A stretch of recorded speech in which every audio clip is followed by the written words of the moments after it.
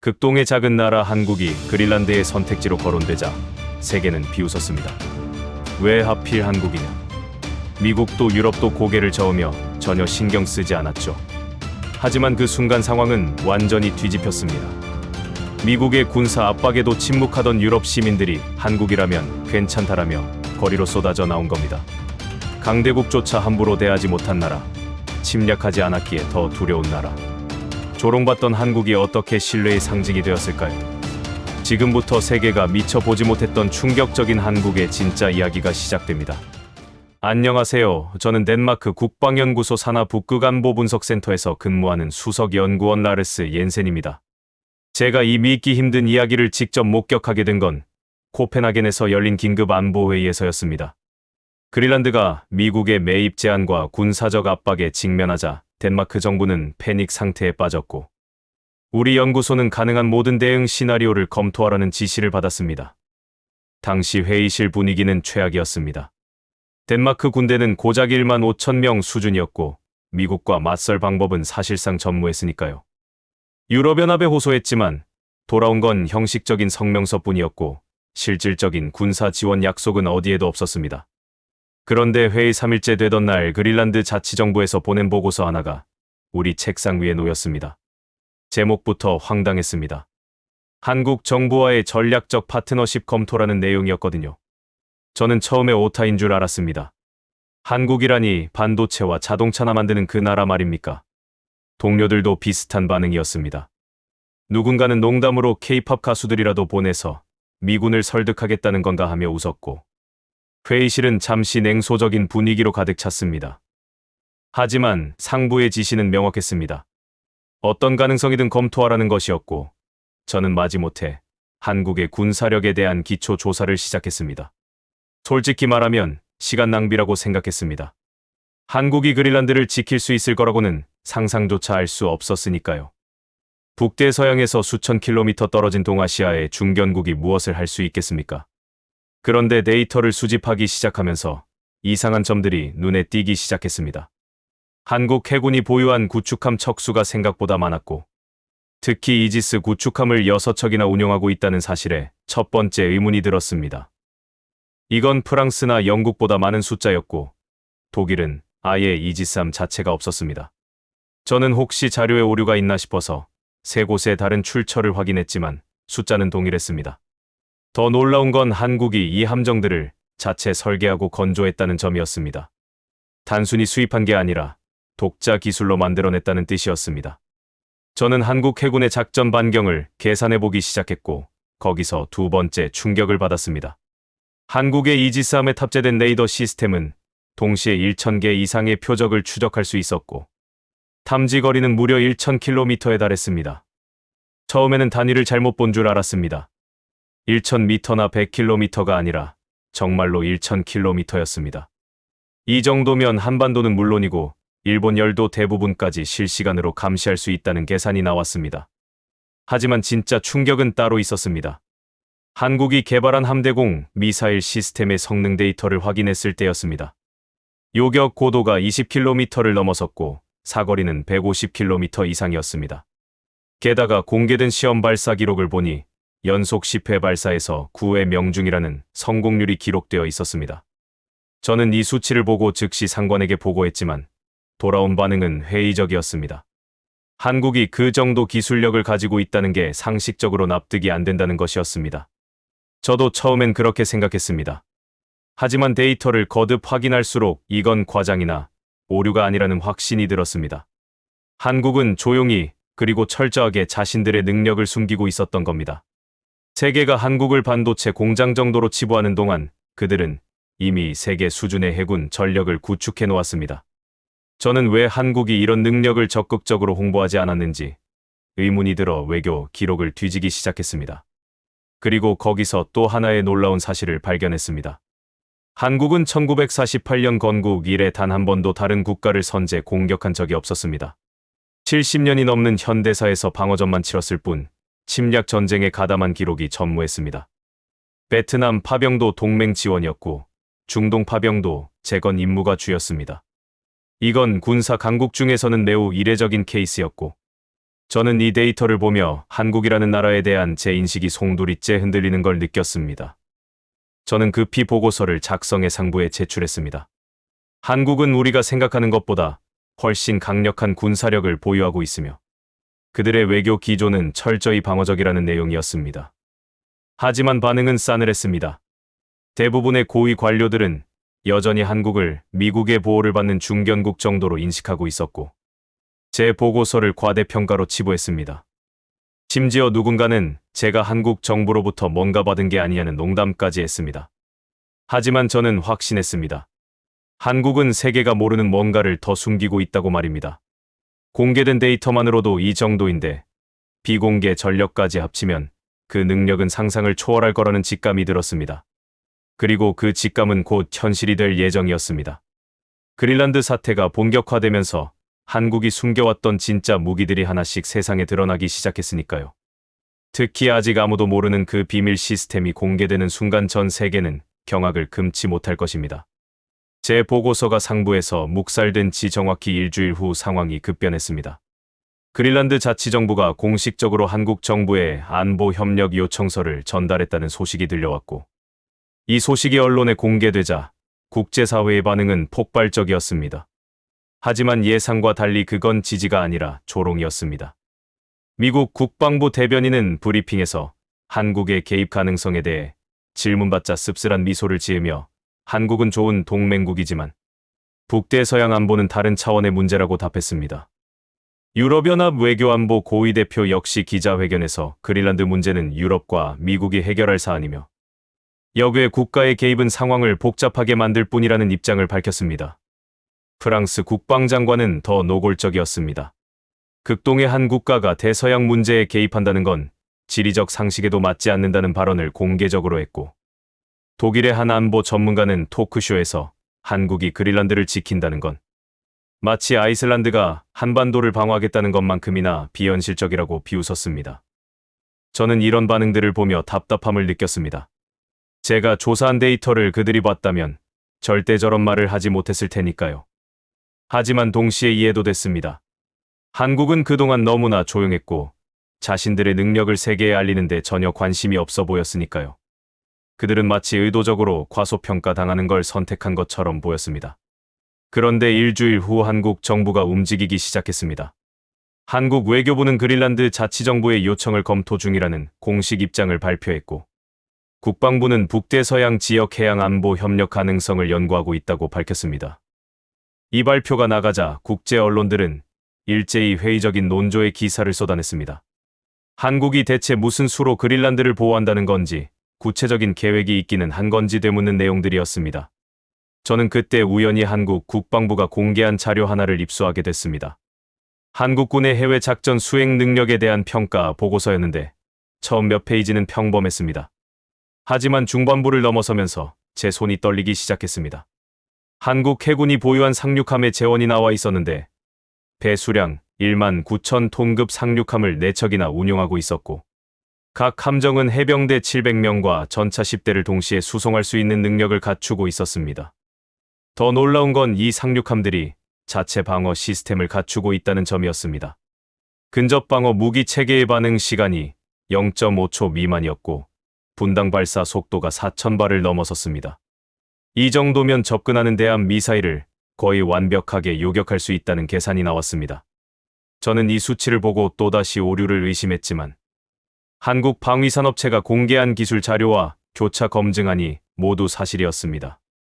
제가 세 번째 충격을 받은 건 한국의 잠수함 전력을 확인했을 때였습니다. 한국은 이미 3,000톤급 잠수함을 9척 보유하고 있었고 여기서 그치지 않고 4,000톤급 차세대 잠수함을 건조 중이었습니다.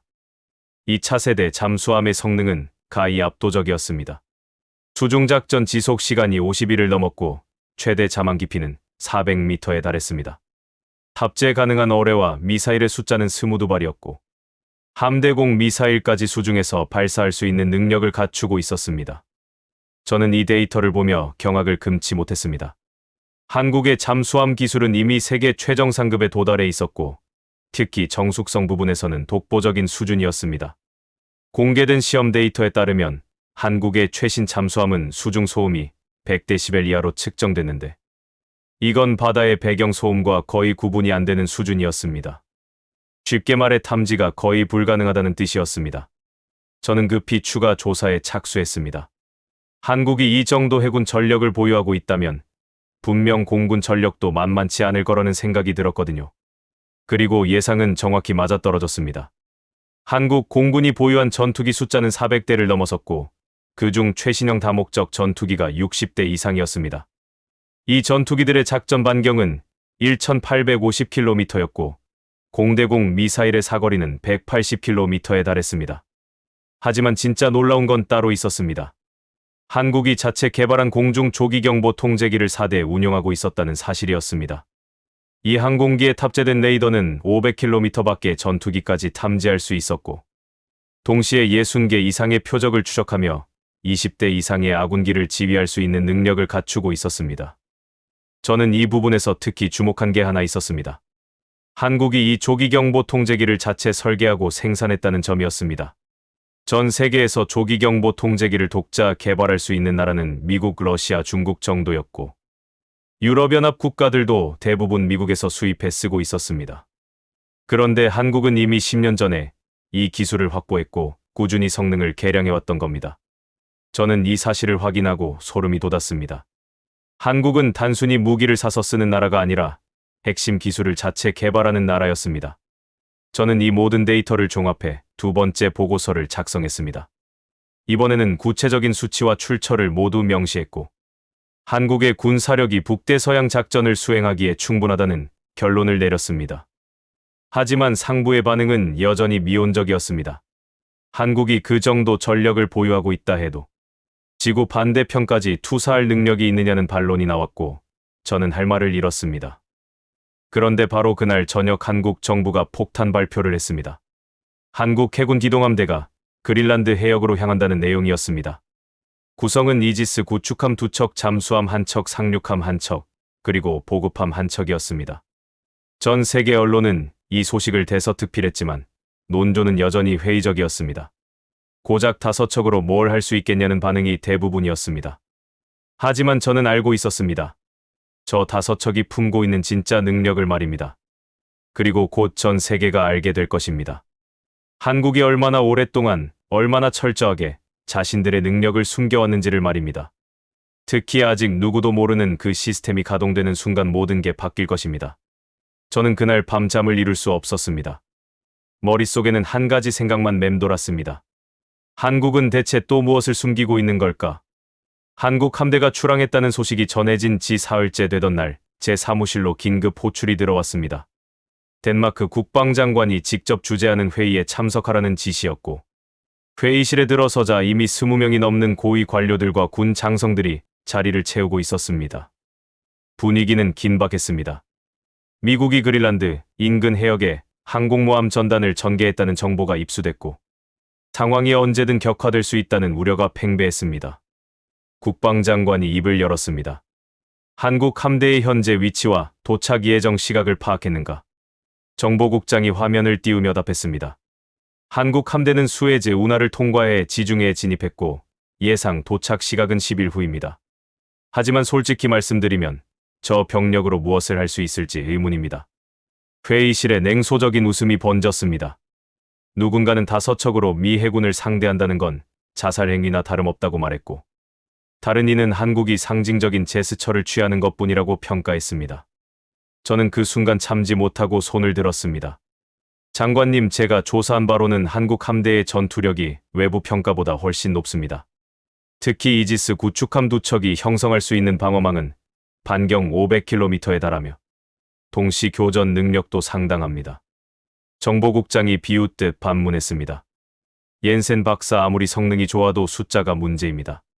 미국은 항공모함과 순양함, 구축함까지 합쳐 20척이 넘는 함대를 보낼 겁니다. 5대 20은 누가 봐도 답이 나오지 않습니까? 저는 반박하려 했지만 장관이 손을 들어 제지했습니다. 어쨌든 한국 함대가 도착하면 상황을 지켜볼 수밖에 없습니다. 우리는 외교적 채널을 통해 미국과 협상을 계속하고 최악의 경우를 대비하십시오. 회의는 그렇게 끝났고 저는 씁쓸한 마음으로 사무실로 돌아왔습니다. 한국을 믿는 건 저뿐인 것 같았고 그마저도 확신이 서지 않는 상황이었습니다. 그런데 바로 그날 밤 제 메일함에 한 통의 메시지가 도착했습니다. 발신인은 한국 국방부 산하 연구기관의 분석관이었고 내용은 간단했습니다. 옌센 박사님의 보고서를 흥미롭게 읽었습니다. 한국의 능력에 대해 궁금하신 게 있다면 첨부 파일을 참고하십시오. 저는 의심스러운 마음으로 파일을 열었는데 거기에는 한국군의 비공개 전력 목록이 담겨 있었습니다. 첫 페이지부터 충격이었습니다. 한국이 개발한 장거리 순항 미사일의 사거리가 1,500km에 달했고 정밀도는 오차 범위 3m 이내였습니다. 이건 목표물의 창문을 정확히 맞출 수 있는 수준이었습니다. 탄두 중량은 500kg이었고 스텔스 설계가 적용돼 레이더 탐지 확률이 극도로 낮았습니다. 저는 이 수치를 보고 손이 떨렸습니다. 한국이 이런 무기를 보유하고 있다는 건 공개된 적이 없었습니다. 다음 페이지는 더 놀라웠습니다. 한국이 자체 개발한 탄도 미사일의 재원이 나와 있었는데 사거리가 800km였고 최고 속도는 마하 7을 넘어섰습니다. 이 속도면 발사 후 목표 지점까지 도달하는 시간이 6분도 채 걸리지 않았고 요격이 사실상 불가능한 수준이었습니다. 게다가 이 미사일은 탄착 직전 기동이 가능해 방어 시스템을 우회할 수 있는 능력까지 갖추고 있었습니다. 저는 숨을 고르며 다음 항목을 확인했습니다. 한국 공군이 운용하는 무인 정찰기의 성능이 기술돼 있었는데 작전 고도가 2만 미터에 달했고 채공 시간은 24시간을 넘었습니다. 탑재된 광학 장비는 지상의 30cm 크기 물체까지 식별할 수 있었고 합성 개구 레이더는 악천 후에도 정확한 영상을 제공할 수 있었습니다. 이 정도면 그린란드 전역을 실시간으로 감시할 수 있다는 계산이 나왔습니다. 하지만 진짜 충격은 마지막 페이지에 있었습니다. 한국이 개발 중인 차세대 통합방공 시스템에 대한 간략한 설명이었는데 이 시스템은 위성 레이더 함정 지상기지를 하나의 네트워크로 통합해 작동했습니다. 탐지된 표적 정보가 0.3초 이내에 모든 방어 자산에 전파됐고 최적의 요격 수단이 자동으로 선택됐습니다. 반응 시간은 5초 미만이었고 동시 교전 가능 표적 수는 100개를 넘어섰습니다. 저는 이 자료를 보며 온몸에 소름이 돋았습니다. 한국은 단순히 개별 무기 체계가 우수한 게 아니라 그것들을 하나로 연결하는 시스템까지 구축해 놓았던 겁니다. 이건 미국이나 러시아 같은 초강대국만 가능하다고 여겨지던 영역이었습니다. 저는 즉시 상관에게 전화를 걸었지만 새벽 2시라 받지 않았고 메시지를 남긴 뒤 잠을 청하려 했지만 머릿속이 복잡해 도저히 잠들 수 없었습니다. 다음 날 아침 출근하자마자 긴급 회의가 소집됐습니다. 제가 받은 자료와 동일한 내용이 여러 경로를 통해 덴마크 정부에도 전달됐던 겁니다. 회의실 분위기는 전날과 완전히 달랐습니다. 국방장관의 표정이 굳어 있었고 정보국장은 서류를 넘기며 한숨을 내쉬었습니다. 장관이 입을 열었습니다. 이 자료가 사실이라면 우리는 한국을 완전히 잘못 평가했습니다. 한 장성이 반문했습니다. 하지만 이게 정말 사실입니까? 한국이 이런 능력을 숨기고 있었다는 게 믿기지 않습니다. 정보국장이 답했습니다. 미국 정보기관과 교차 확인한 결과 최소 80% 이상이 사실로 확인됐습니다. 한국은 지난 20년간 조용히 그리고 체계적으로 군사력을 증강해왔습니다. 회의실이 술렁거렸습니다. 저는 그 순간 한 가지를 깨달았습니다. 한국이 이 정보를 지금 공개한 건 우연이 아니라는 것을 말입니다. 그들은 전 세계에 메시지를 보내고 있었습니다. 우리를 과소평가하지 말라는 경고였습니다. 그리고 이건 시작에 불과했습니다. 한국 함대가 그린란드 해역에 도착하면 진짜 능력이 드러날 것이고 그때 세계는 또 한 번 충격에 빠질 것입니다. 하지만 저는 아직 모르고 있었습니다. 한국이 숨겨둔 진짜 비장의 무기가 무엇인지를 말입니다. 그리고 그게 공개되는 순간 국제 질서 자체가 흔들릴 거라는 사실도 전혀 예상하지 못했습니다. 저는 그날 하루 종일 한국에 대한 자료를 뒤지며 생각했습니다. 이 나라는 대체 얼마나 더 많은 것들을 숨기고 있는 걸까? 그 답은 곧 명확해질 예정이었습니다. 한국 함대가 북대서양에 진입했다는 소식이 전해진 건 일주일 뒤였습니다. 국제 언론들은 일제히 이 소식을 보도했지만 여전히 회의적인 논조가 줄을 이뤘습니다.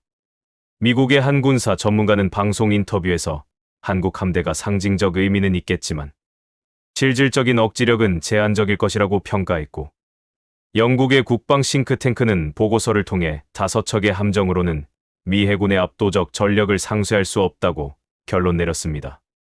저는 내일 아침 위성 추적 데이터를 확인하며 한국 함대의 움직임을 주시했습니다.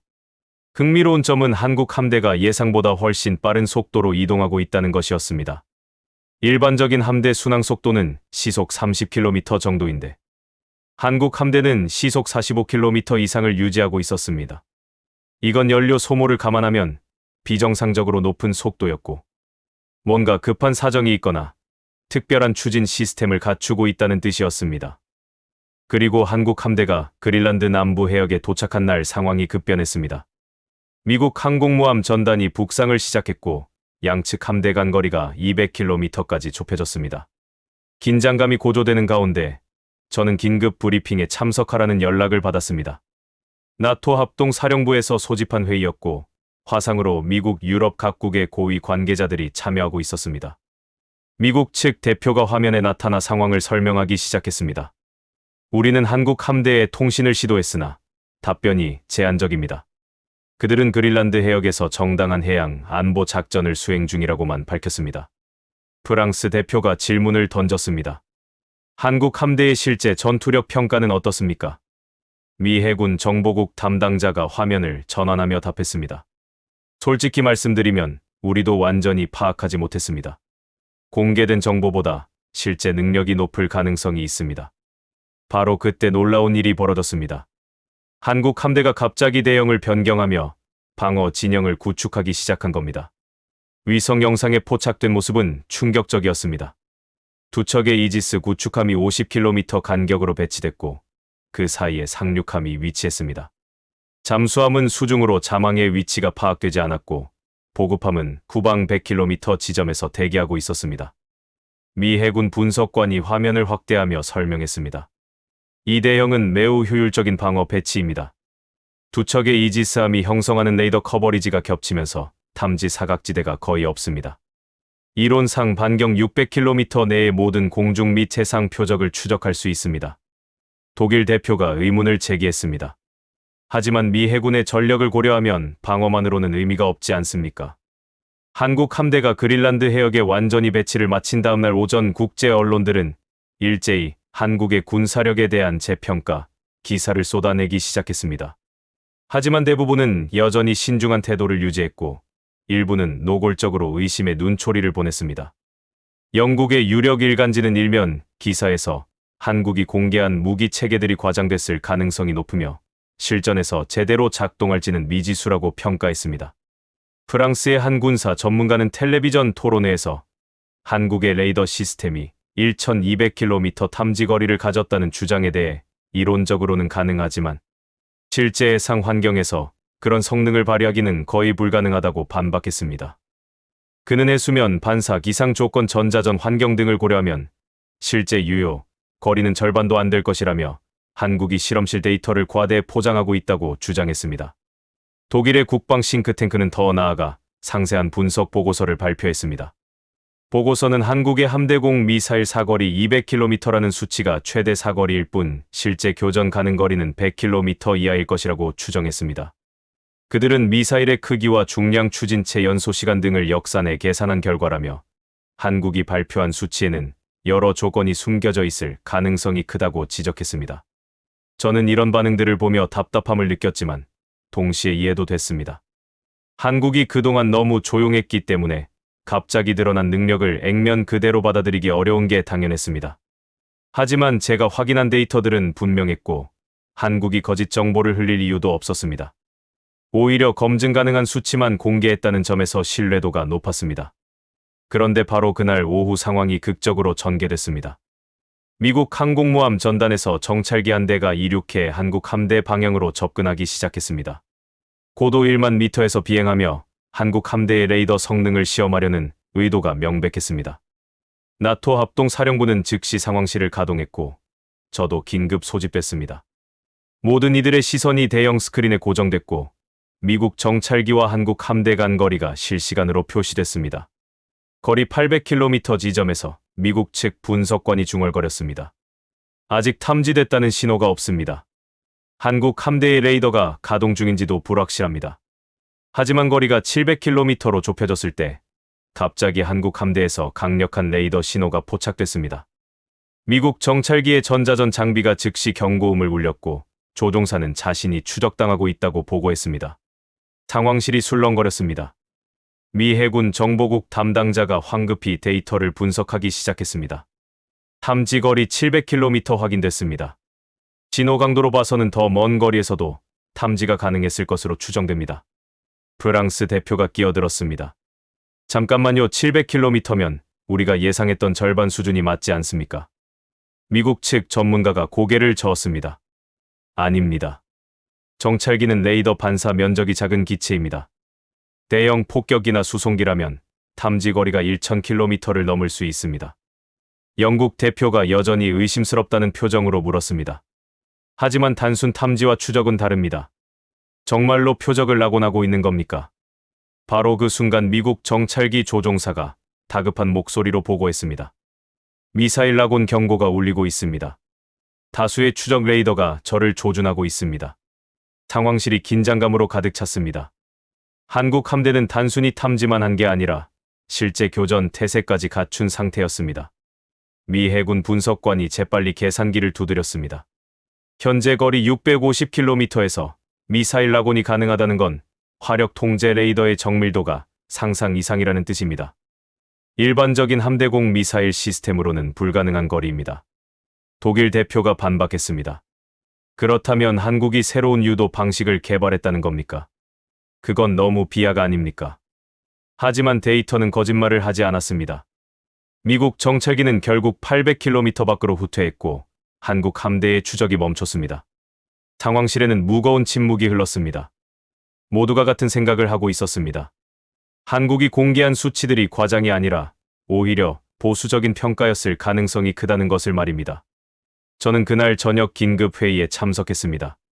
덴마크 국방부 고위 관계자들과 나토 연락 장교들이 모인 자리였고 분위기는 심각했습니다. 한 장성이 입을 열었습니다. 이제 우리는 한국을 완전히 다시 평가해야 합니다. 그들의 기술 수준이 우리 예상을 훨씬 뛰어넘습니다. 정보국장이 고개를 끄덕이며 보충 설명을 했습니다. 문제는 우리가 확인한 게 빙산의 일각일 수 있다는 겁니다. 한국이 공개하지 않은 능력이 얼마나 더 있을지 가늠할 수 없습니다. 바로 그때 긴급 보고가 들어왔습니다. 한국 해군 잠수함이 미국 항공모함 전단 인근 해역에서 탐지됐다는 내용이었습니다. 더 충격적인 건 탐지 방법이었습니다. 미 해군의 최신 대잠 초계기가 소노부위를 대량 투하하고도 잠수함을 찾지 못했는데 결국 잠수함이 스스로 부상의 위치를 드러냈다는 겁니다. 회의실이 술렁거렸습니다. 미 해군은 즉시 역추적을 시작했고 놀라운 사실이 밝혀졌습니다. 한국 잠수함은 최소 36시간 동안 미국 함대 주변을 탐지되지 않은 채 작전을 수행했습니다. 거리는 불과 20km였고 어뢰 발사 거리 아니었습니다. 미 해군 대잠전 전문가가 당황한 목소리로 보고했습니다. 이 정도 정숙성은 우리가 파악한 한국 잠수함의 능력을 훨씬 초과합니다. 소음 수준이 90dB 이하로 추정되며 이는 해양 배경 소음과 거의 구분이 불가능합니다. 프랑스 해군 대표가 믿을 수 없다는 표정으로 물었습니다. 90dB 이하라면 러시아의 최신 핵잠수함 수준입니다. 재래식 잠수함으로는 불가능한 수치 아닙니까? 미국 측 전문가가 자료를 넘기며 답했습니다. 우리도 그렇게 생각했습니다. 하지만 한국은 공기부료 추진 시스템을 독자 개발했고 추진 소음을 획기적으로 줄이는 데 성공한 것으로 보입니다. 영국 대표가 추가 질문을 던졌습니다. 그렇다면 작전 지속 시간은 어떻습니까? 36시간 동안 탐지되지 않았다는 건 배터리 용량도 상당하다는 뜻인데요. 미국 측에서 확인된 데이터를 공개했습니다. 한국의 차세대 잠수함은 수중에서 최대 2주간 작전이 가능한 것으로 평가됩니다. 이는 일부 핵잠수함에 필적하는 수준입니다. 회의실이 다시 한번 술렁거렸습니다. 모두가 한국의 기술력을 재평가하기 시작했습니다. 독일 국방부 분석관이 조심스럽게 의견을 냈습니다. 혹시 한국이 해외에서 기술을 도입한 건 아닙니까? 러시아나 프랑스로부터 기술 이전을 받았을 가능성은요. 하지만 미국 정보국 담당자가 단호하게 부정했습니다. 우리가 확인한 바로는 한국은 모든 핵심 기술을 자체 개발했습니다. 오히려 최근에는 한국이 개발한 기술을 다른 나라에 수출하고 있습니다. 저는 그 말을 듣고 소름이 돋았습니다. 한국은 단순히 무기를 만드는 수준을 넘어 기술 수출국이 된 겁니다. 제가 입수한 자료를 다시 검토하기 시작했고 놀라운 사실을 발견했습니다. 한국은 지난 5년간 폴란드에 전차 1,000대 자주포 600문 전투기 48대를 수출하는 계약을 체결했습니다. 이건 단일 계약으로는 역대 최대 규모였고 총액이 140억 달러를 넘었습니다. 더 놀라운 건 수출 품목의 성능이었습니다. 한국이 수출한 전차는 1,500마력 엔진을 탑재했고 주포는 120mm 활강포였습니다. 최고 속도는 시속 70km였고 복합 장갑은 대전차 미사일 직격에도 견딜 수 있는 수준이었습니다. 독일이나 미국의 최신 전차와 비교해도 결코 뒤지지 않는 성능이었고 가격은 오히려 30% 저렴했습니다. 저는 이 데이터를 회의 자료로 제출했고 참석자들의 반응은 충격 그 자체였습니다. 한 장성이 자료를 보며 중얼거렸습니다. 한국이 이미 유럽 무기 시장의 주요 공급자가 됐다는 뜻입니까? 정보국장이 고개를 끄덕였습니다. 폴란드뿐만 아니라 루마니아, 노르웨이, 호주 등도 한국 무기 도입을 검토 중입니다. 시장 점유율이 빠르게 증가하고 있습니다. 프랑스 대표가 불편한 표정으로 물었습니다. 그렇다면 한국 무기의 경쟁력은 어디서 나오는 겁니까? 단순히 가격 때문입니까? 미국 측 분석관이 상세한 보고서를 펼치며 설명했습니다. 가격도 중요하지만 핵심은 기술 이전과 신속한 납기입니다. 한국은 구매국의 요구에 맞춰 무기를 개조하고 일부 기술을 이전하는 데 적극적입니다. 반면 유럽이나 미국은 기술 이전에 소극적이고 납기도 오래 걸립니다. 영국 대표가 덧붙였습니다. 게다가 한국 무기는 실전 검증이 된 케이스가 많습니다. 자주포는 중동 지역에서 운용되며 높은 평가를 받았고 전차는 극한 환경 시험을 모두 통과했습니다. 신뢰성이 입증된 겁니다. 저는 회의 내용을 들으며 한 가지 의문이 들었습니다. 한국은 언제부터 이런 수준의 방위산업 기반을 구축한 걸까요? 저는 회의가 끝난 후 역사 자료를 뒤지기 시작했습니다. 한국의 방위산업은 1970년대 시작됐고 초기에는 소총과 탄약 같은 기초 품목만 생산했습니다. 하지만 1980년대 들어 전차와 장갑차 개발에 성공했고 1990년대에는 구축함과 잠수함을 건조하기 시작했습니다. 2000년대 들어서는 전투기 공동 개발에 참여했고 2010년대에는 독자 설계 전투기 개발을 완료했습니다.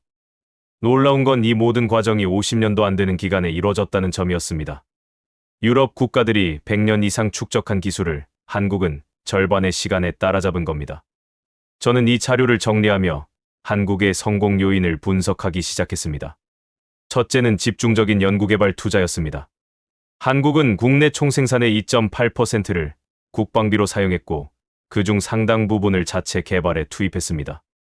둘째는 민간 기술의 군사 전용이었습니다. 한국의 주요 기업들은 반도체 조선 자동차 분야에서 세계 최고 수준의 기술을 보유했고 이를 군사 분야에 적용했습니다. 예를 들어 반도체 기술은 미사일 유도 장치의 조선 기술은 함정 건조의 자동차 기술은 전차 개발에 활용됐습니다. 이런 시너지 효과가 빠른 기술 발전을 가능하게 했습니다. 셋째는 실전 경험의 축적이었습니다. 한국은 휴전 상태를 70년 이상 유지하며 끊임없이 군사 대비 태세를 유지했습니다. 이 과정에서 실전에 필요한 요구 사항이 명확해졌고 그걸 반영한 무기 개발이 이뤄졌습니다. 단순히 이론적 성능이 아니라 실제 작전에 필요한 능력을 갖춘 무기가 만들어진 겁니다. 저는 이 분석 결과를 보고서로 작성했습니다. 하지만 여전히 풀리지 않는 의문이 하나 남아 있었습니다. 한국이 공개한 무기들도 충분히 인상적이지만 그들이 숨기고 있는 진짜 비장의 카드는 무엇일까요? 제가 입수한 첩보에 따르면 한국은 게임 체인저급 무기 체계를 최소 하나 이상 보유하고 있었습니다. 그게 무엇인지는 아직 밝혀지지 않았지만 곧 세상에 공개될 예정이었습니다. 그리고 그 무기가 공개되는 순간 국제 군사 질서 전체가 재편될 거라는 예감이 들었습니다. 저는 그날 밤 늦게까지 자료를 분석하며 생각했습니다. 한국은 정말로 세계가 상상하지 못한 뭔가를 준비해뒀을까요? 그 답은 48시간 후 충격적인 방식으로 드러날 예정이었고 저는 그 순간을 직접 목격하게 될 것입니다. 한국 함대가 그린란드 해역에 배치된 지 사흘째 되던 날 아침 긴급 경보가 울렸습니다. 미국 항공모함에서 무장한 전투기 편대가 이륙했다는 보고였습니다. 나토 합동사령부는 즉각 비상체제로 전환됐고 저는 상황실로 달려갔습니다. 대형 스크린에는 12대의 전투기가 편대를 이루며 한국 함대 방향으로 접근하는 모습이 실시간으로 표시되고 있었습니다. 미 해군 작전 담당자가 상황을 설명했습니다. 이번 비행은 정례 훈련의 일환이며 한국 함대를 직접 위협할 의도는 없다고 합니다. 하지만 접근 거리를 보면 명백히 한국의 방공 능력을 시험하려는 겁니다. 프랑스 대표가 냉소적으로 웃으며 말했습니다. 12대면 한국 함대 입장에서는 충분히 위협적인 숫자 아닙니까? 과연 어떻게 대응할지 흥미롭군요. 전투기 편대가 한국 함대로부터 400km 지점에 진입했을 때 한국 측에서 처음으로 무선 통신이 나갔습니다. 접근 중인 항공기들에게 경고합니다. 귀하는 현재 대한민국 해군 작전 구역 경계에 진입했습니다. 추가 접근 시 방어 조치가 취해질 수 있습니다. 미국 편대장이 응답했습니다. 이곳은 공해상 국제영공입니다. 우리는 정당한 비행 권리를 행사 중입니다. 긴장감이 고조되는 가운데 전투기들이 계속 전진했습니다. 350km 지점을 통과하자 갑자기 미 해군 전자전 담당자가 소리쳤습니다. 다수의 화력 통제 레이더가 우리 편대를 조준하고 있습니다. 신호 강도가 비정상적으로 강합니다. 편대장이 다급하게 물었습니다. 몇 개의 레이더입니까? 전자전 장교가 화면을 확인하며 당황한 목소리로 답했습니다. 최소 8개입니다. 아니 잠깐만요. 숫자가 계속 증가하고 있습니다. 12개, 15개, 지금 20개를 넘어섰습니다. 상황실이 술렁거렸습니다. 한국 함대는 겨우 2척의 이지스 구축함만 있는데 어떻게 20개 이상의 독립된 화력 통제 레이더를 운용할 수 있단 말입니까? 미국 측 분석관이 황급히 데이터를 분석하기 시작했습니다. 이건 말이 안 됩니다. 한 척당 10개 이상의 별도 추적 채널을 운용한다는 건데 이론적으로 불가능합니다. 독일 대표가 끼어들었습니다. 오류 아닙니까? 전자전 장비가 오작동하는 게 아닐까요? 하지만 편대 전체 12대 항공기의 경보 장비가 모두 동일한 신호를 포착하고 있었습니다. 오작동일 가능성은 제로에 가까웠습니다. 미 해군 레이더 전문가가 재빨리 신호 분석에 착수했고 5분 후 놀라운 결론을 내놨습니다. 한국은 다중 빔 형성 기술을 적용한 차세대 위상 배열 레이더를 운용하고 있습니다. 하나의 레이더 어레이가 동시에 20개 이상의 독립된 빔을 생성할 수 있고 각 빔이 별도의 표적을 추적합니다. 영국 대표가 믿을 수 없다는 표정으로 반문했습니다. 그런 기술은 아직 실험 단계 아닙니까? 미국도 실전 배치하지 못한 걸로 아는데요. 미국 측 전문가가 고개를 끄덕였습니다. 맞습니다. 우리도 10년 후 배치를 목표로 개발 중입니다. 그런데 한국이 이미 실용화했다는 겁니까? 상황실에 무거운 침묵이 흘렀습니다. 그 순간 한국 함대에서 추가 경고가 송신됐습니다. 최종 경고입니다. 300km 경계선을 침범할 경우 요격 미사일이 발사됩니다. 미국 편대장이 즉시 상부의 지시를 요청했고 항공모함 함장은 잠시 침묵하다가 답했습니다. 현재 고도와 방향을 유지하되 더 이상 접근하지 마시오. 전투기 편대가 300km 선에서 멈춰섰습니다. 하지만 시험은 끝나지 않았습니다. 미 해군은 편대를 그 위치에 유지하며 한국 함대의 지속 추적 능력을 확인하기 시작했습니다. 10분이 지나고 30분이 지났지만 한국의 레이더는 정확하게 12대 전투기 모두를 추적하고 있었습니다. 미 해군 분석관이 데이터를 보며 중얼거렸습니다. 신호 강도가 전혀 약해지지 않습니다. 출력 관리가 완벽합니다. 이 정도 효율성은 본 적이 없습니다. 1시간이 지난 후 미국 편대장이 새로운 기동을 시도했습니다. 편대를 넓게 분산시켜 한국 레이더의 동시 추적 한계를 시험하려는 의도였습니다. 12대가 50km 간격으로 펼쳐졌고 총 커버리지가 550km에 달했습니다. 상황실의 모든 시선이 스크린에 고정됐습니다. 과연 한국 레이더가 이렇게 넓은 영역에 분산된 표적들을 모두 추적할 수 있을까요? 결과는 충격적이었습니다. 분산 후 3초 만에 한국 함대의 레이더가 재배치를 완료했고 12대 모두에 대한 추적이 유지됐습니다.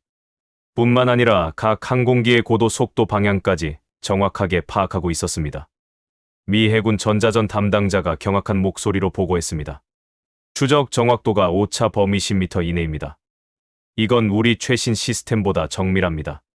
프랑스 해군 대표가 자리에서 일어났습니다. 잠깐만요. 10m 오차라면 미사일 유도에 충분한 정밀도입니다. 실제 교전이 가능하다는 뜻 아닙니까? 미국 측 분석관이 고개를 끄덕였습니다. 이론적으로는 지금 당장 12대 모두를 동시에 요격할 수 있습니다. 상황실이 다시 한번 술렁거렸습니다. 저는 그 광경을 보며 한국의 전략을 이해하기 시작했습니다. 그들은 처음부터 숫자가 아니라 질로 승부하려 했던 겁니다. 두 척의 이지스함이지만 20척 이상의 함정이 해야 할 일을 해낼 수 있는 시스템을 구축한 것이었습니다. 이건 단순한 기술 개량이 아니라 완전히 새로운 개념의 전투 체계였습니다. 미국 전투기들이 결국 철수하기 시작했습니다. 더 이상의 시험은 무의미했고 오히려 한국의 능력만 더 확인시켜주는 꼴이 될 뿐이었습니다. 편대가 500km 밖으로 벗어나자 한국 함대의 레이더 신호도 약해졌습니다. 하지만 완전히 사라지지는 않았습니다. 여전히 원거리 감시 모드로 전환해 항공모함 전단 전체를 추적하고 있었습니다. 회의가 즉시 소집됐습니다. 참석자들의 표정은 어두웠고 특히 유럽 국가 대표들은 당혹스러움을 감추지 못했습니다. 독일 국방부 차관이 먼저 입을 열었습니다. 우리는 한국을 완전히 오판했습니다. 그들의 기술 수준이 우리보다 앞서 있을 가능성이 큽니다. 프랑스 대표가 반박하려 했지만 말을 잇지 못했습니다. 데이터가 너무 명확했기 때문입니다. 영국 해군 제독이 조심스럽게 질문을 던졌습니다.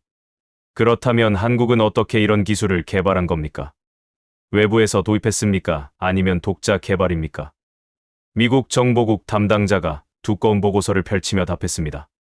우리가 조사한 바로는 100% 독자 개발입니다. 한국은 1990년대부터 위상 배열 레이더 연구를 시작했고 2000년대 초반 첫 시제품을 완성했습니다. 이후 20년간 지속적으로 개량해왔습니다. 독일 대표가 추가 질문을 했습니다. 개발 기간이 30년이면 우리 유럽도 비슷한 시기에 연구를 시작했습니다. 왜 한국이 우리보다 앞서게 됐습니까? 미국 측 분석관이 잠시 망설이다가 솔직하게 답했습니다. 투자 규모가 달랐습니다. 한국은 국방 연구개발비의 25%를 레이더 기술에 집중 투자했습니다. 반면 유럽은 여러 프로젝트에 분산 투자했습니다. 프랑스 대표가 불편한 표정으로 반문했습니다. 그렇다면 한국의 연간 국방 연구개발 예산이 얼마입니까? 미국 측에서 수치를 공개했습니다. 작년 기준 52억 달러입니다. 이는 영국과 비슷하고 프랑스보다 약간 적습니다. 독일 대표가 고개를 갸우뚱했습니다. 예산이 비슷한데 왜 성과가 다릅니까? 저는 그 질문에 답할 수 있었습니다. 제가 조사한 바로는 한국의 연구개발 효율성이 매우 높습니다. 민간 기업과 군이 긴밀히 협력하고 중복 투자를 최소화합니다. 반면 유럽은 국가별로 독자 개발하면서 자원이 분산됩니다. 영국 제독이 고개를 끄덕였습니다. 옌센 박사 말이 맞습니다. 우리는 통합하지 못하고 경쟁했습니다. 그 결과가 지금입니다. 바로 그때 새로운 보고가 들어왔습니다. 한국 함대의 보급함이 이상한 움직임을 보이고 있다는 내용이었습니다.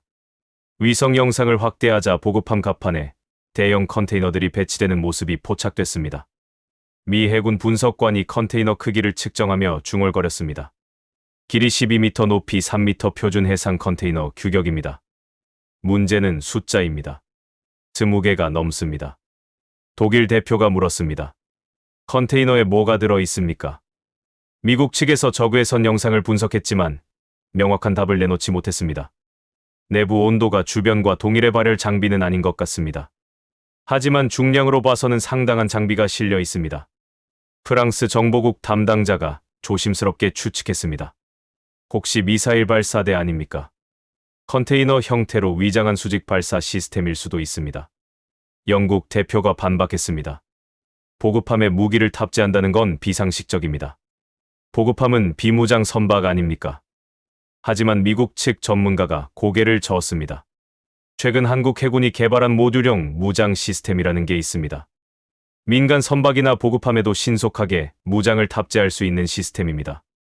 만약 저게 그거라면 보급함이 순식간에 미사일 플랫폼으로 변합니다. 상황실이 긴장감에 휩싸였습니다. 저는 급히 관련 자료를 검색하기 시작했고 한국 방위산업체가 3년 전 공개한 보도자료를 찾아냈습니다. 컨테이너형 수직 발사 시스템이라는 제목이었고 각 컨테이너에 4발의 순항 미사일을 탑재할 수 있다고 명시돼 있었습니다. 제가 계산기를 두드렸습니다. 컨테이너 20개면 80발입니다. 이건 이지스함 한 척 분량과 맞먹습니다. 제 계산 결과를 보고하자 회의실이 술렁거렸습니다. 독일 대표가 황급히 물었습니다. 80발이면 미국 항공모함도 위협할 수 있는 숫자 아닙니까? 다음날 새벽 5시 긴급 호출을 받고 눈을 떴습니다. 전화기 너머로 들려오는 상관의 목소리는 다급했습니다. 지금 당장 상황실로 오십시오. 한국이 뭔가를 발사했습니다. 저는 옷을 제대로 챙겨 입지도 못한 채 차에 올라탔고 15분 만에 나토 합동사령부에 도착했습니다. 상황실은 이미 긴박한 분위기로 가득했고 대형 스크린에는 위성 영상이 실시간으로 송출되고 있었습니다. 미 우주군 담당자가 황급히 상황을 설명했습니다. 한국 함대 위치에서 30분 전 강력한 로켓 추진 신호가 포착됐습니다. 발사체는 수직으로 상승했고 현재 고도 550km 궤도에 진입했습니다. 독일 대표가 놀라서 물었습니다. 함정에서 위성을 발사했다는 겁니까? 그게 가능합니까? 미국 측 분석관이 데이터를 확인하며 답했습니다. 기술적으로는 가능합니다. 하지만 실제로 시도한 국가는 없었습니다. 프랑스 우주국 연락관이 끼어들었습니다. 발사체의 크기는 어느 정도입니까? 미 우주군 담당자가 레이더 반사 면적을 계산했습니다. 길이 약 15m, 직경 1.5m로 추정됩니다. 중형 발사체 수준입니다. 영국 대표가 의문을 제기했습니다. 그 정도 크기를 함정에서 발사했다는 게 믿기지 않습니다. 발사대 시설이 필요한데 어떻게 보급함에서 쏜 겁니까? 바로 그때 추가 보고가 들어왔습니다. 위성 영상 분석 결과 한국 보급함의 컨테이너 중 하나가 수직으로 세워진 흔적이 발견됐습니다. 컨테이너 자체가 발사되었던 겁니다. 미국 측 전문가가 경악한 표정으로 화면을 확대했습니다. 컨테이너형 위성 발사 시스템입니다. 이건 우리도 연구만 하고 실용화하지 못한 기술입니다. 독일 항공우주 전문가가 급히 계산에 들어갔습니다. 15m 발사체로 550km 궤도에 진입했다면 탑재 중량이 최소 200kg은 됩니다. 이 정도면 정찰위성으로 충분한 성능입니다. 프랑스 대표가 반박했습니다. 하지만 함정에서 발사한 위성이 제대로 작동하겠습니까? 정밀도가 떨어질 텐데요. 미 우주군이 발사체의 궤도 데이터를 분석한 결과를 발표했습니다. 궤도 투입 오차가 0.3% 미만입니다. 이건 지상 발사대와 동일한 수준입니다. 상황실이 술렁거렸습니다. 한국은 단순히 위성을 쏘아 올린 게 아니라 완벽한 정밀도로 원하는 궤도에 안착시킨 겁니다. 저는 급히 한국의 우주 개발 역사를 검색하기 시작했습니다. 한국은 2013년 첫 자체 발사체로 위성을 궤도에 올렸고 2022년에는 1.5톤급 위성을 발사하는 데 성공했습니다. 10년도 안 되는 기간에 독자 발사 능력을 확보한 것이었습니다. 하지만 함정 발사는 전혀 다른 차원의 기술이었습니다. 해상의 불안정한 환경에서 정밀한 발사를 수행하려면 자이로 시스템과 자세 제어 기술이 극도로 발달해야 했습니다. 30분 후 한국이 발사한 위성에서 첫 신호가 수신됐습니다. 미 우주군이 신호를 분석하자 얼굴이 굳어졌습니다. 이건 영상 레이더 위성입니다. 합성 개구 레이더를 탑재했고 지상 해상도가 50cm로 추정됩니다. 영국 대표가 숨을 들이켰습니다. 50cm면 함정의 무장까지 식별할 수 있는 수준 아닙니까? 미국 측 분석관이 고개를 끄덕였습니다. 더 심각한 건 이 위성이 전천후 관측이 가능하다는 겁니다. 광학 위성은 구름이나 야간에 제약이 있지만 레이더 위성은 24시간 작동합니다. 한국은 이제 북대서양을 실시간으로 감시할 수 있습니다. 독일 대표가 당황한 목소리로 물었습니다. 잠깐만요. 위성이 궤도를 한 바퀴 도는데 90분 정도 걸립니다. 실시간 감시가 가능합니까? 바로 그 순간 두 번째 긴급 보고가 들어왔습니다. 한국 함대에서 또 다른 발사체가 이륙했다는 내용이었습니다. 이번에는 다른 컨테이너에서 발사됐고 궤도 방향이 첫 번째와 달랐습니다. 미 우주군이 재빨리 궤도를 계산했습니다. 두 번째 위성은 첫 번째와 90도 다른 궤도면에 진입하고 있습니다. 만약 추가 위성을 더 발사한다면 완전한 감시망 구축이 가능합니다. 프랑스 우주국 담당자가 계산기를 두드렸습니다. 최소 4기의 위성이 있으면 지구 전역을 2시간마다 관측할 수 있습니다. 6기면 1시간마다 가능합니다. 한국이 컨테이너를 20개나 탑재했다면 이론상 20기까지 발사할 수 있습니다. 영국 제독이 경악한 표정으로 말했습니다. 20기면 사실상 실시간 감시 아닙니까? 저는 그 순간 한국의 전략을 완전히 이해했습니다. 그들은 처음부터 우주를 장악하려 했던 겁니다. 지상과 해상의 무기만으로는 미국을 상대할 수 없다는 걸 알았고, 그래서 정보 우위를 확보하는 방향을 택했습니다. 위성을 통해 적의 모든 움직임을 파악하면 숫자의 열세를 극복할 수 있었습니다. 1시간 후 세 번째 위성이 발사됐습니다. 이번에는 더 높은 궤도인 800km로 올라갔습니다. 미 우주군이 분석한 결과 이 위성은 통신 중계용으로 추정됐습니다. 한국은 자체 군사 통신망을 우주에 구축하고 있었습니다. 독일 대표가 한숨을 쉬며 말했습니다. 이제 한국은 우리 통신을 가로채거나 방해할 수 있습니다. 정보전에서 완전히 우위를 점했습니다. 하지만 진짜 충격은 네 번째 위성이 발사된 후 왔습니다. 이 위성은 정지 궤도인 36,000km 고도로 향했고, 미 우주군은 처음에 계산 오류라고 생각했습니다. 함정에서 발사한 소형 발사체가 정지 궤도까지 도달할 수 있는 추진력을 가질 리 없었기 때문입니다. 하지만 30분 후 위성은 정확히 목표 고도에 안착했습니다. 미국 측 로켓 전문가가 믿을 수 없다는 표정으로 데이터를 재확인했습니다. 이건 불가능합니다. 15m 발사체로 정지 궤도에 도달하려면 추진 효율이 현존 최고 수준보다 40%는 높아야 합니다. 프랑스 추진기관 전문가가 끼어들었습니다. 혹시 다단 분리 방식입니까? 미국 측이 발사 영상을 재생했습니다. 3단 분리가 확인됐습니다. 각 단의 연소 시간과 효율이 기존 상식을 뛰어넘습니다. 영국 대표가 조심스럽게 질문했습니다. 한국이 새로운 추진제를 개발한 겁니까? 미국 측 화학 전문가가 분광 분석 데이터를 검토했습니다. 배기가스 성분을 보면 메탄과 액체 산소 혼합으로 추정됩니다. 하지만 연소 온도가 우리가 아는 메탄 엔진보다 200도 이상 높습니다. 연소실 설계가 혁신적인 것 같습니다.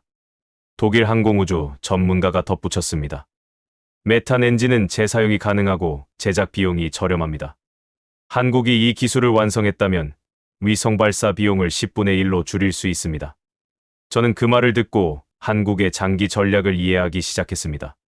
그들은 단순히 현재 전력만 생각한 게 아니라 지속 가능한 우주 군사력 구축을 목표로 했던 겁니다. 정지궤도 위성이 안정화되자 한국은 공식 성명을 발표했습니다. 대한민국 해군은 북대서양 지역 해양 안보 임무 수행을 위해 임시 통신 및 정찰 위성망을 구축했습니다. 이는 순수 방어 목적이며 어떠한 공격 의도도 없습니다. 성명은 짧았지만 메시지는 명확했습니다. 한국은 이제 우주에서 작전을 지휘할 능력을 갖췄다는 선언이었습니다. 미국 국방부는 즉각 대응 회의를 소집했고 저도 화상으로 참석했습니다. 미 국방장관이 직접 주재하는 회의였고 그의 표정은 어두웠습니다. 한국의 우주 전력 투사 능력을 우리가 완전히 과소평가했습니다. 이제 그들은 우리 항공모함의 모든 움직임을 실시간으로 추적할 수 있습니다. 미 해군 작전 참모가 보고했습니다. 더 심각한 건 우리가 대응할 방법이 제한적이라는 겁니다. 위성 요격은 국제법 위반 소지가 있고 외교적 파장이 너무 큽니다. 유럽연합 외교안보 고위 대표도 화상으로 참여했습니다. 한국의 행동은 도발적이지만 기술적으로는 합법입니다. 공해상에서 위성을 발사하는 건 우주조약에 위배되지 않습니다. 독일 대표가 불만스럽게 말했습니다. 하지만 군사 목적 위성을 무단으로 배치하는 건 문제 아닙니까? 미국 국무부 법률 고문이 고개를 저었습니다. 한국은 방어 목적이라고 명시했습니다. 우리가 먼저 위협하지 않는 이상 공격용이라고 주장할 근거가 없습니다.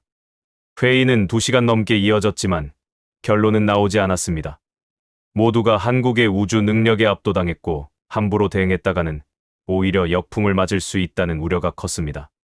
저는 회의가 끝난 후 한국의 우주 개발 예산을 조사했습니다. 놀랍게도 한국은 연간 7억 달러를 우주 분야에 투자했고 이는 국방비의 2%에 불과했습니다. 적은 예산으로 최대 효과를 낸 것이었습니다. 저는 한국이 어떻게 이런 효율성을 달성했는지 분석하기 시작했습니다. 첫째는 민간 우주산업과의 협력이었습니다. 한국의 대기업들은 이미 통신위성과 상업용 발사체 시장에 진출해 있었고 이 기술을 군사용으로 전환하는 데 성공했습니다. 둘째는 모듈화 전략이었습니다. 컨테이너형 발사 시스템은 기존 함정에 손쉽게 탑재할 수 있었고 별도의 발사장 건설 비용이 들지 않았습니다. 셋째는 재사용 기술이었습니다. 한국이 개발한 메탄 엔진은 최소 10회 재사용이 가능했고 이는 발사 비용을 극적으로 낮췄습니다. 넷째는 소형화였습니다. 한국은 200kg 이하의 소형 위성으로 기존 1톤급 위성과 동등한 성능을 구현했습니다. 이는 반도체와 센서 기술의 발달 덕분이었습니다. 저는 이 분석 결과를 보고서로 정리하며 한 가지 사실을 깨달았습니다. 한국은 처음부터 비대칭 전략을 추구했다는 것을 말입니다. 미국처럼 거대한 항공모함과 수십 척의 함대를 운용할 수 없다는 걸 알았고 대신 기술과 정보로 우위를 점하는 방향을 택했습니다. 그리고 그 전략은 완벽하게 성공하고 있었습니다.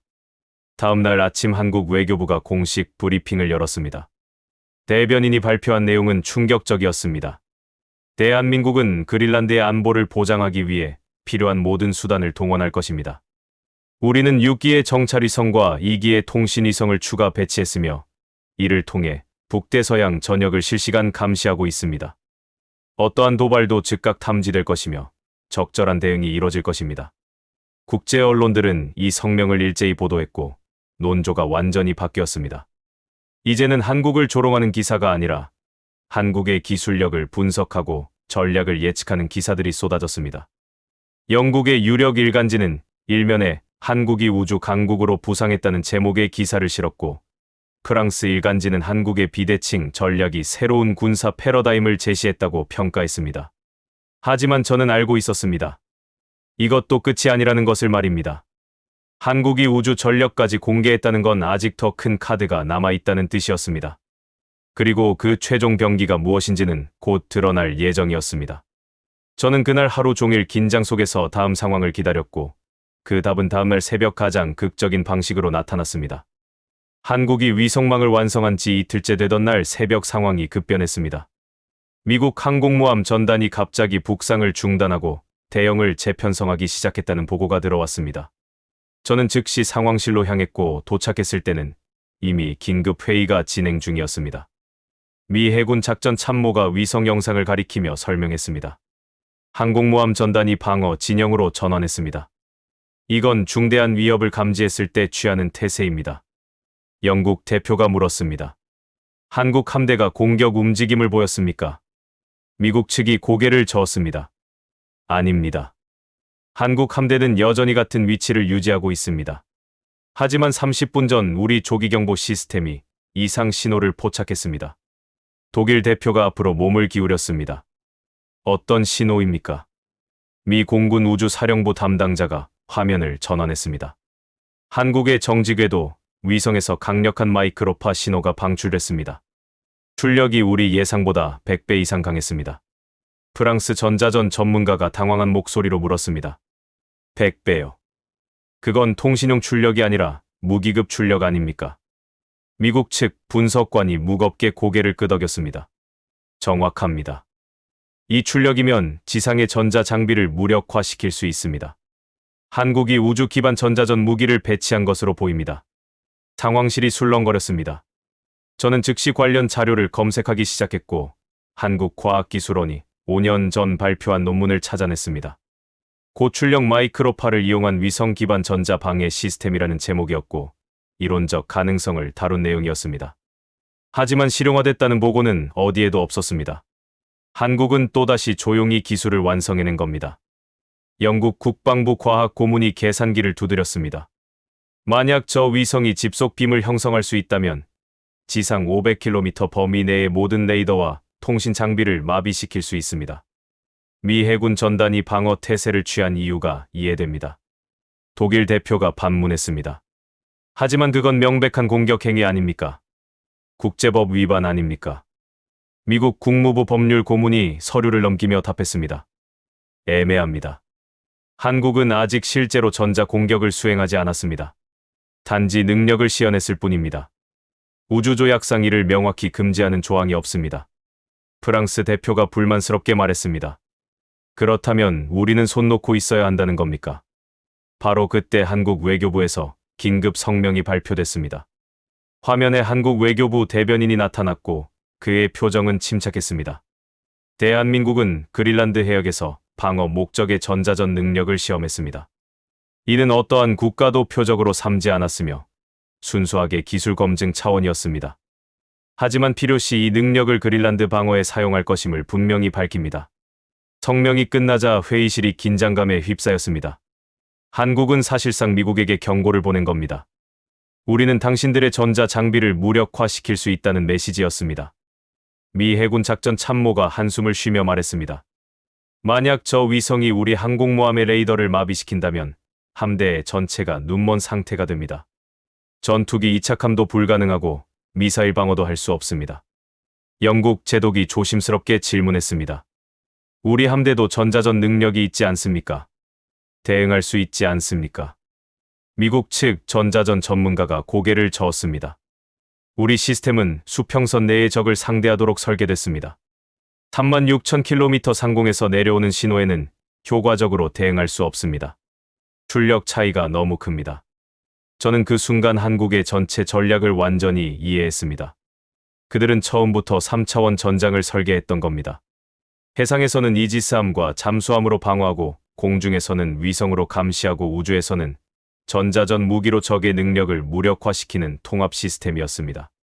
이건 미국이나 러시아 같은 초강대국만 구상할 수 있는 수준의 전략이었습니다. 하지만 진짜 충격은 1시간 후에 왔습니다. 한국 함대 근처 해역에서 정체불명의 수중 음향이 탐지됐다는 보고가 들어왔습니다. 미 해군 대잠전 담당자가 소노부의 데이터를 분석했습니다. 주파수 패턴이 기존 알려진 어떤 잠수함과도 다릅니다. 크기로 추정하면 소형 무인 잠수정으로 보입니다. 독일 대표가 물었습니다. 몇 대입니까? 미국 측이 재검증을 거친 후 답했습니다. 최소 20대 이상입니다. 한국 함대 주변 50km 범위에 분산 배치돼 있습니다. 프랑스 해군 대표가 경악했습니다. 20대요. 언제 배치한 겁니까? 우리 감시망에 전혀 포착되지 않았는데요. 미국 측 분석관이 타임라인을 역추적했습니다. 한국 함대가 도착한 첫날 밤 배치한 것으로 추정됩니다. 소형이라 레이더에 잡히지 않았고 수중 소음도 극도로 낮아 소나로도 탐지가 어려웠습니다. 영국 대표가 의문을 제기했습니다. 소형 무인 잠수정이 무슨 위협이 됩니까? 어뢰라도 탑재했습니까? 미 해군이 한국 방위산업체 공개 자료를 화면에 띄웠습니다. 한국이 개발한 무인 잠수정은 길이 6m, 직경 0.5m이며 소형 어뢰 2발 또는 기뢰 4개를 탑재할 수 있습니다. 작전 반경은 100km이고 배터리 수명은 72시간입니다. 독일 해군 전문가가 계산했습니다. 20대면 어뢰 40발 또는 기뢰 80개입니다. 이건 한국 함대의 수중 공격력을 3배 이상 증강시킨 겁니다. 게다가 무인이라 손실을 우려하지 않고 공격적으로 운용할 수 있습니다. 프랑스 대표가 한숨을 쉬었습니다. 한국은 보이는 전력 뒤에 보이지 않는 전력을 숨겨뒀군요. 저는 한국의 무인 시스템 개발 역사를 조사했습니다. 한국은 2010년대 초반부터 무인 잠수정 연구를 시작했고 2018년 첫 실용 모델을 완성했습니다. 이후 AI 기반 자율항법 시스템을 탑재하며 성능을 지속적으로 개량했습니다. 현재 한국이 보유한 무인 잠수정 기술은 미국과 중국에 이어 세계 3위 수준으로 평가됐습니다. 하지만 한국의 진짜 비장의 무기는 따로 있었습니다. 오후 3시 한국 국방부가 전격적으로 기자회견을 열었습니다. 국방부 장관이 직접 나와 발표하는 내용이었고 전 세계 언론이 생중계했습니다. 장관이 단상에 올라 준비된 원고를 펼쳤습니다. 대한민국은 그린란드의 안보를 보장하기 위해 극초음속 미사일 시스템을 전개했습니다. 상황실이 순간 정적에 빠졌습니다. 극초음속 미사일이라는 단어가 모든 이의 귀를 사로잡았습니다. 한국 국방부 장관이 계속 설명했습니다. 이 시스템은 마하 8 이상의 속도로 비행하며 사거리는 1,500km입니다. 기동 능력이 탁월해 기존 미사일 방어 시스템으로는 요격이 거의 불가능합니다. 현재 한국 함대는 이 미사일을 48발 탑재하고 있습니다. 미 국방부 차관이 화상으로 긴급 연결됐습니다. 그의 얼굴은 창백했습니다. 한국이 극초음속 미사일을 실전 배치했다는 건 확인된 적이 없습니다. 이건 허세 아닙니까? 한국 국방부 장관이 침착하게 답했습니다.